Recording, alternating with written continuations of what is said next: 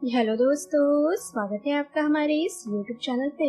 दोस्तों, कहानी को शुरू करने से पहले एक जरूरी बात, अगर आपने चैनल को सब्सक्राइब भी नहीं किया है तो पहले आप जल्दी से चैनल को सब्सक्राइब कर दीजिए ताकि आपको हमारी आने वाली नई नई कहानियों की जो नोटिफिकेशन है वो आपको सबसे पहले मिलती रहे। तो चलिए दोस्तों, बढ़ते हैं हमारी आज की कहानी की तरफ। हमें उम्मीद है कि आपको हमारी ये कहानी जरूर पसंद आएगी। सुधा जल्दी से अपने घर का काम निपटाकर ऑफिस जाने की तैयारी कर रही थी। तभी अचानक उसके फोन की घंटी बजी। सुधा ने देखा हॉस्पिटल से फोन आया है। उसने तुरंत फोन उठा लिया और जो ही कहा हेलो, तभी नर्स ने सुधा को बताया, सुधा जल्दी से हॉस्पिटल आ जाओ, आपके माँ की तबीयत बिगड़ती ही जा रही है। नर्स की ये बातें सुनकर सुधा ने हड़बड़ाते हुए कहा, ठीक है, मैं जल्दी से आती हूँ। यही कहकर सुधा ने फोन काट दिया और वह ऑफिस जाने के बजाय तुरंत हॉस्पिटल चली गई।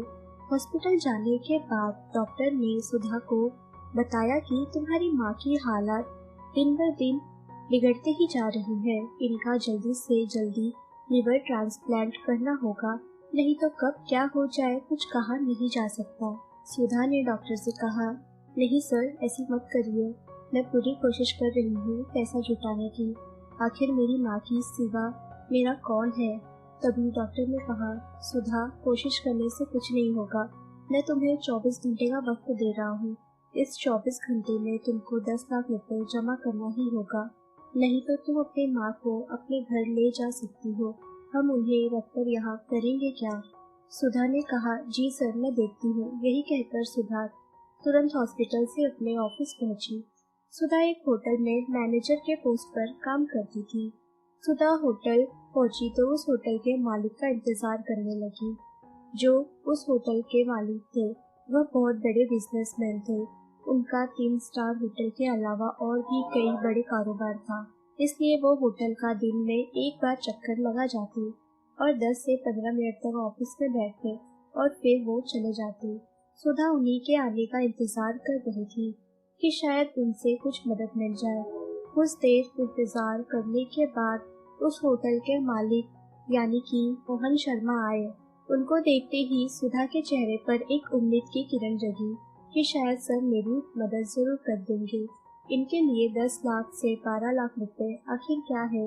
मोहन सर के आने के 15-5 मिनट बाद सुधा उनके ऑफिस में चली गई और कहा, मैं कम इन सर हुए उसने कहा। मोहन सर ने कहा, कम इन।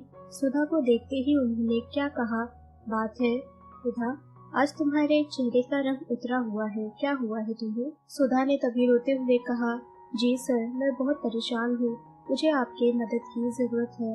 मोहन ने कहा, मदद, कैसी मदद। सुधा ने कहा, सर मुझे 10 लाख रुपए की सख्त जरूरत है, प्लीज आप मुझे पैसे दे दो और हर महीने मेरी तनख्वाह से काट लीजिएगा। मोहन सर ने कहा, 10 लाख की क्या जरूरत है, ऐसी क्या आफत आ गई है तुम पर। सुधा ने कहा, सर मेरी माँ हॉस्पिटल में एडमिट है और उनका लिवर ट्रांसप्लांट होने वाला है, जिसमें मुझे 10 लाख लगेगा। मोहन ने कहा, पर यह तो बहुत ज्यादा रकम है। सुधा ने कहा, सर चाहे जितना भी हो, पर मैं बोल तो रही हूँ, आप मेरी तनख्वाह में से हर महीने काट लीजिएगा।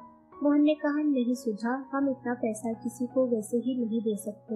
इतनी बड़ी रकम के लिए लोग कुछ न कुछ गिरवी रखते हैं, या तो जमीन या तो घर। सुधा ने कहा, सर ना तो मेरे पास जमीन है और ना ही खुद का घर।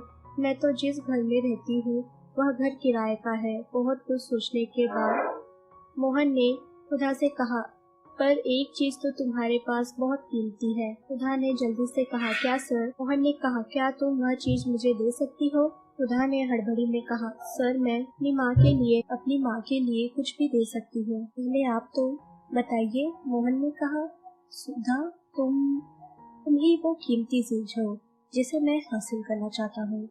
सुधा ने चौंक कर बोला, क्या सर, आप ये क्या बोल रहे हैं। मोहन ने कहा, जो तुम सुन रही हो वही मैं बोल रहा हूँ। सुधा ने कहा, नहीं सर, आप ऐसा सोच भी कैसे सकते हैं, मैं आपकी बेटी के समान हूँ। मोहन ने कहा, पर बेटी तो नहीं हो ना, पर मैं तुम्हें वैसे हासिल नहीं करना चाहता, मैं तुमसे शादी करना चाहता हूँ। तुम्हें तो पता है मेरी बीवी को मरे हुए 10 साल हो गए।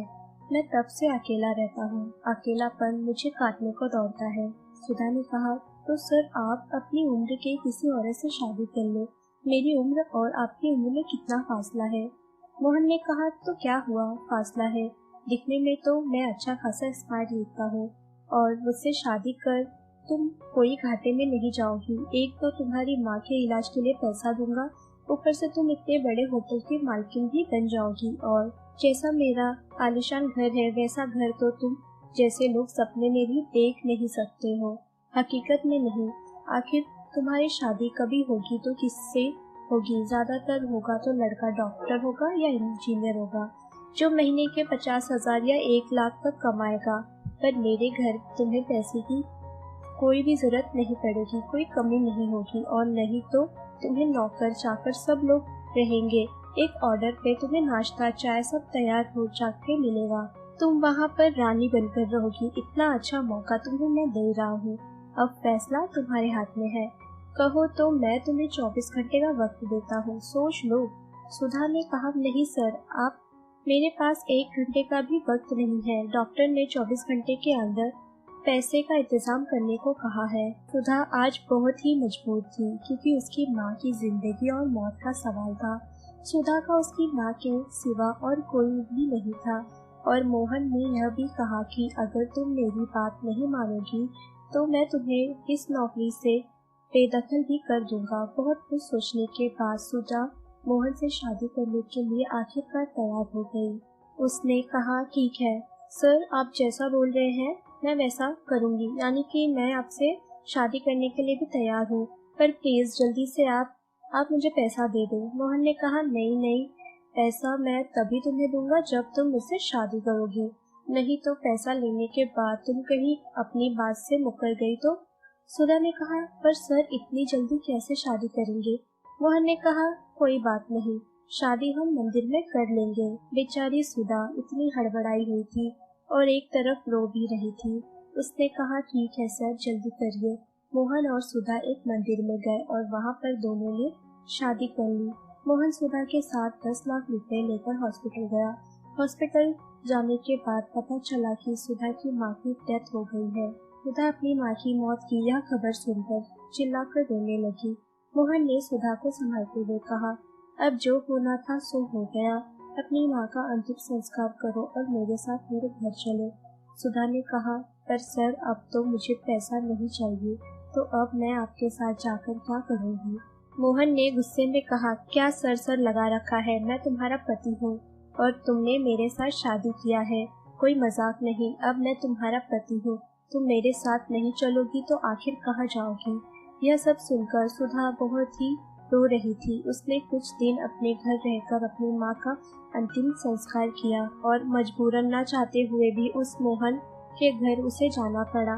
सुधा जब मोहन के घर गई तो उसे बिल्कुल भी वहाँ पर अच्छा नहीं लग रहा था।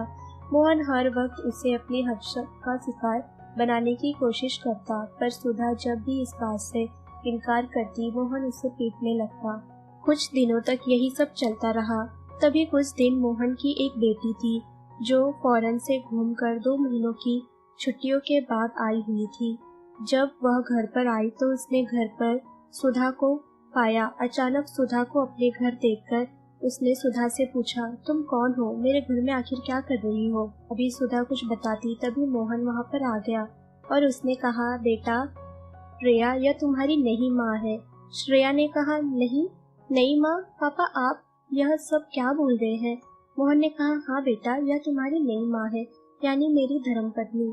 श्रेया ने गुस्से में कहा, क्या पापा आपने दूसरी शादी कर ली और वह भी अपनी बेटी की उम्र की लड़की से। मोहन ने कहा, अब यह सब बातें करने का वक्त नहीं है। अब जो हो गया सो हो गया।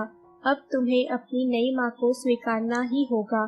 श्रेया ने कहा, पापा चाहे कुछ भी हो जाए मैं इस लड़की को अपनी माँ नहीं मान सकती। और पापा आपने मेरे बारे में एक बार भी नहीं सोचा कि मेरी सगाई सोहम से हो गई है। सोहम को यह बात पता चलेगा तो वह कहीं मुझसे शादी न तोड़ दे। और पापा मैं सोहम से बहुत प्यार करती हूँ, अगर ऐसा कुछ भी हुआ तो आप अपनी बेटी का मरा हुआ मुंह देखेंगे। मोहन ने कहा, अरे बेटा यह सब कुछ नहीं होने वाला है, मैं सोहम को पैसों से तोल दूंगा।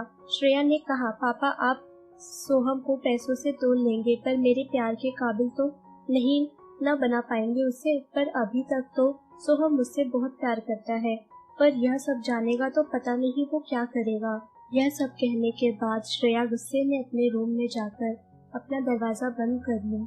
कुछ दिनों तक तो यह सब चलता रहा। श्रेया सोहम से मिलने तो जाती पर सोहम को कभी अपने घर पर नहीं बुला पाती, क्योंकि वो डरती थी कि सोहम यह सब जानने के बाद कहीं उससे शादी ना तोड़ दे। एक दिन की बात है, अचानक मोहन के पास उसके गांव से फोन आया कि आपके भाई का स्वर्गवास हो चुका है, आपको और श्रेया को गांव आना होगा। मोहन ने अपनी बेटी श्रेया से यह बात बताई। अपने ताऊजी की मौत की खबर सुनकर श्रेया बहुत रो रही थी। मोहन ने कहा, बेटा हमें और तुम्हें कुछ दिनों के लिए गांव जाना ही होगा। श्रेया ने कहा, ठीक है पापा, पर वो लड़की भी हमारे साथ जाएगी। मोहन ने कहा, अरे नहीं नहीं, वो कहाँ जाएगी, वो कहाँ जा रही है। नौकरानी को हम सब समझा कर जाएंगे कि उसे कैसे रखना है। यही कहकर मोहन और श्रेया शाम की फ्लाइट से अपने गांव में निकल गए। कई दिनों तक शायद श्रेया से सोहम की बात ना हो पाने की वजह से सोहम श्रेया से मिलने श्रेया के घर आ गया। पर जब वह घर आया तो उसे घर पर ना तो श्रेया मिली और ना ही उसके पिता मोहन।